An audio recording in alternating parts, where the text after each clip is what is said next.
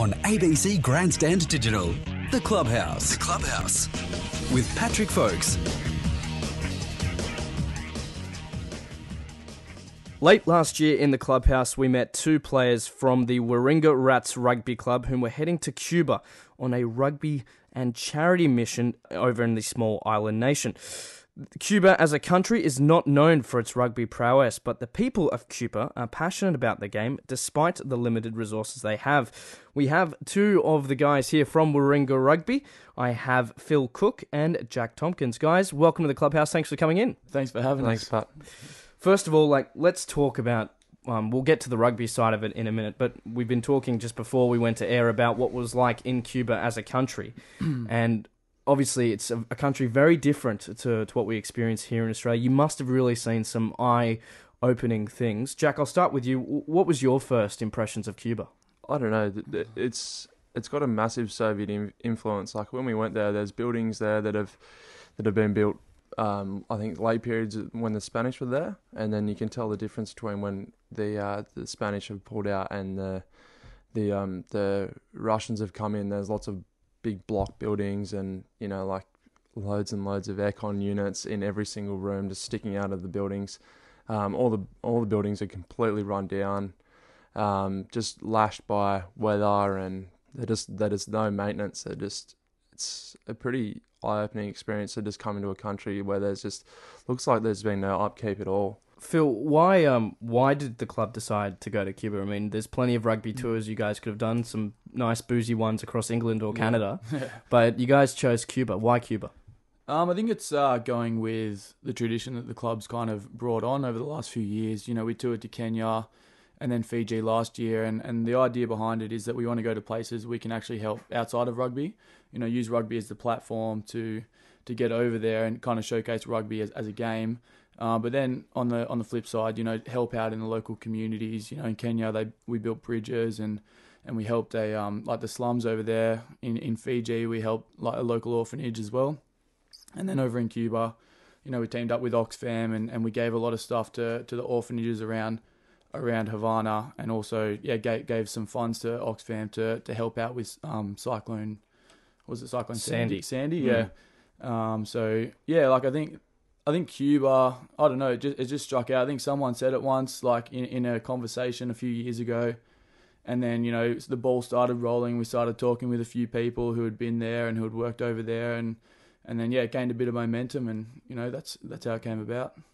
You mentioned there Oxfam, which was your partner for the rugby tour in terms of your charity partner, and they do a lot of good work over there. And one of the things you really took over, which I imagine would have been incredibly helpful, was clothes. I think it was 900 kilos worth of clothes. How did you guys go about gathering together that amount of clothes? I think we've got a whole lot of stuff from different companies. I think Catfish gave us some stuff. I know Fighter Sports Gear, they also gave us a whole lot of gear to give to the kids over there, and we gave out clothes from old Warringah jerseys and shirts and everything. They loved it. When we went over there, we were able to give out loads of Warringah shirts and our U stuff, just sports gear to the kids at the games and also at the orphanages, and they just don't have the opportunity to get all the stuff that we do. You mentioned the orphanages there, and as far as I'm aware, you went to two of them. I'm going to try and pronounce this correctly: Circulo Alvarado and Preseni and Lenin, and I'm sure I've done that wrong. But the two orphanages, basically, the first one is ages between 2 and 8, and the second one 6 to 18. I mean, these are kids that are just must be dealing with the lowest low of poverty. It's pretty amazing though. The first one that we went to, the younger orphanage where the kids are by 2 to 8, they were a bit scared of us when we first went there. It was a bit funny. Some big rugby players from Australia, yeah. They sort of stayed in the corner and just kept away from us and stayed behind their minders. But once we sort of got some toys out and they a little warmed up to us a little bit, and we were having a little bit of fun playing with the kids. Did you get to have that same sort of experience?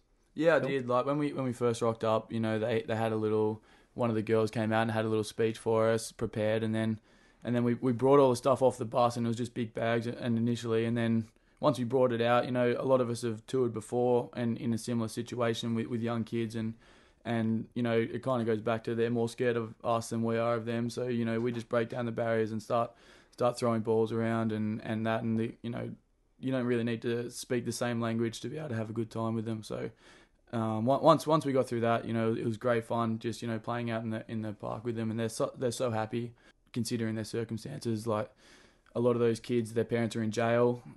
We're not entirely sure why. But, they get sent there and they're all housed in this one kind of place, for kids with like the same disadvantage. So it's just amazing to see how happy they are. You mentioned they're playing with the kids. You also ran a bit of a rugby clinic as well for children in the area, and you were up in the northern part of the island, up in Havana, which wasn't hit as badly by Hurricane Sandy, but obviously there would have still been some effects for the small island nation. But the rugby clinic itself, was that a success? It was a lot of fun. Yeah, a lot of fun. It was difficult initially, like with the language barrier. They all speak Spanish and we don't. So funny that. Yeah. So it was, we kind of got to the the un, dos, tres. Like we kind of worked our way with hand signals and just showing them how to do it. We worked out a really good game to play rugby baseball because they're mad baseball players over there. So they went nuts for that. Well, let's talk about the rugby. Okay, so you've played 2 games over there. You took on a Havana side, and we should point out for our listeners that Cuba only has 500 sort of registered rugby players. Yeah. So you're not drawing from a deep pool, I guess, of talent, but a dedicated one nonetheless. So the first match was 48-5, and I'm told by Karen you two were the stars of that match. Oh, really? Well, she said that. Yeah, that's what I've heard from sources with inside the Rats. What was it like, though? Obviously not in terms of the rugby, but playing people who obviously had so much passion for a sport that's not huge in that part of the world. The thing that struck me mostly was the passion that they played with. That word gets thrown around a lot in rugby, but to actually experience it in a place like that where, their chips are down and they don't have the best, kind of living circumstances. They play because they love it.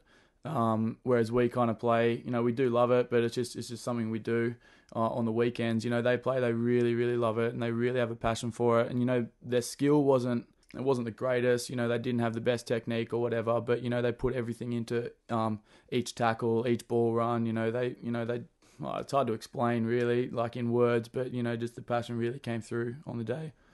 You're in the Clubhouse right now on ABC Grandstand Digital. I'm Patrick Folkes, and we're talking to Phil Cook and Jack Tomkins from the Warringah Rugby Club. They recently went on a tour to Cuba as a rugby and charity mission. Jack, just moving on from that, the next match was played against the national Cuban selection team, and this was actually broadcast on national radio and television in Cuba, which I don't think you've ever been on national TV in Australia. I mean, you can catch the Shoot Shield on ABC iView later in the year as a little sneaky plug, but this is your first little debut on a national scale. Was it exciting in some way? Yeah, it was good fun. There were some tough boys. Yeah, some big boys. There was some big units, so it was a lot of fun. I don't think I even really thought about it, to be honest. I think we all just sort of were more keen to try and represent our country as they were representing theirs, because for them it was massive. They were big, yeah.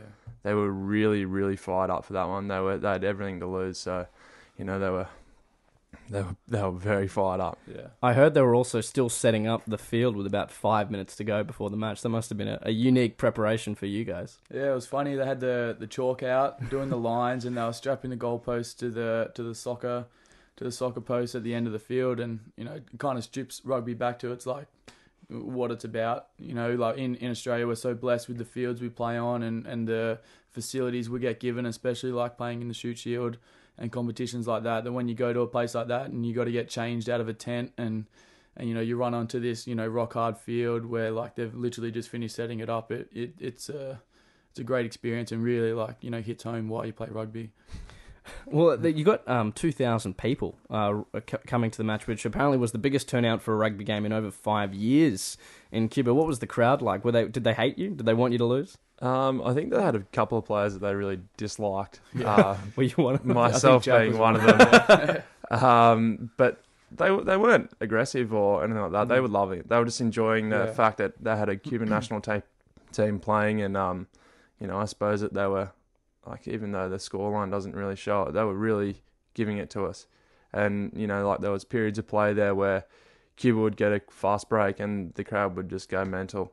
They were a little bit silent when we were scoring, but they were loving the boys the Cuban boys when they had the ball. Like it was a really great spectacle. I should point out for our listeners that the final score of that match was 57-20, and you can probably guess that Warringah were victorious in that. Now, I'm told that also the New York Times picked up you guys as well, and that must be the first Shoot Shield club to ever get reported in the New York Times. Yeah, I would say so. A couple of the boys took some surfboards over for the local surfers. We had a guy who was called our fixer. He translated everything. He helped us out with accommodation and transport and stuff like that. And he was part of the local surfing community. So a couple of our boys, were in contact with him, and they asked, what do you need? And he's like, if you can bring over some old surfboards. So, as hard as it was, like with all the extra luggage we were taking, we took over some boxes of like old surfboards and even new ones. Some companies, footed some surfboards for the boys to take over, and then they gave them out. And I don't know how the New York Times got a hold of it, but it was run in their paper, which is fantastic. It's certainly a big audience to draw from. Definitely. Now, one of the other things you've done, I mean, we've talked about the clothes you donated. There was herbs and spices you took over, which, as we heard from Turbo last year, Ryan Trbogovic, as his last name is, and he really told us in the clubhouse about how the spices they could resell and make a bit of money over in Cuba to help stimulate the local economy. But one of the big things you took in terms of developing the game was rugby balls, because I'm told they only had about 8 or 9, and you took over, I think, 300? They've got next to none over there. The different provinces, I think the lower provinces, so Baracoa, and I'm not sure what the next one up is, but they had 3 rugby balls between 2 provinces. The provinces they're huge. They're bigger than Northern Beaches. Like they're large areas. Like it'd be like trying to say, for the Shoot Shield we can have 2 footballs between all the clubs. It's just ridiculous. So we donated, I think, 350 balls we took over, and pumps and all the other stuff, and hopefully, that gets distributed throughout the different teams. They had a rugby coordinator there who'll look after, filtering that back down through the different clubs, and we also gave our jerseys. So one of the teams over there is actually now going to be playing in a Warringah strip. So they'll actually go to another club that will, I suppose, benefit from the jerseys that we won't be using anymore. Well, it's good to hear. Now, just to sort of wrap up today, guys, I mean, a lot of clubs do a lot of tours, and you guys obviously have made it part of your club culture to go to countries that do need a bit of help and use rugby as Phil said earlier, as a platform to sort of help other communities. What would you say to other clubs that are looking at touring, maybe that don't go to the traditional places that rugby would tour, say New Zealand or England? I would say it's a great experience to start with. You're going to play rugby, and it's just the outside part. Like, I know a lot of clubs tour and they play their rugby and then that's it, and then they go and they have a good time with the boys. But, as I said before, we made it a culture where we actually go out, and we choose these places specifically so that we can help out, more disadvantaged people. And I think it's such a good way to do it in that team environment. To the other clubs looking at touring, it's so worthwhile. There's so many places overseas which don't have the same luxuries that we have here. And even if we can give them like just a small amount of what we have, then it benefits them greatly, like hugely, like beyond what we can imagine. So, definitely worth looking at. There's all these different places you can go. And I think our next, like we were talking about throwing out Sri Lanka maybe for the next tour. So we'll see what happens with that one. But, another place which, can definitely benefit from. We'll certainly like to stay across that. Phil Cook and Jack Tomkins from Warringah Rats, thank you very much for coming in and joining me in the clubhouse today. It's fantastic to hear about rugby clubs doing more and helping out across the wider rugby playing community. Is there any way that if people want to donate and help the people of Cuba that they can, Phil? Yeah, if you want to go on to the Oxfam website, the Cuba Oxfam, it's www.oxfam.org/en/Cuba. Yeah, well, it'll definitely be worthwhile doing. Guys, thank you for coming in. And if you want to catch these two and the rest of the Warringah Rats this season, you can catch that on ABC TV if you live inside New South Wales in the Shoot Shield competition. Or if you live outside New South Wales, you can catch that on ABC iView. Just follow the links to the Sports tab page. But guys, thank you very much for coming in. Thanks, Pat.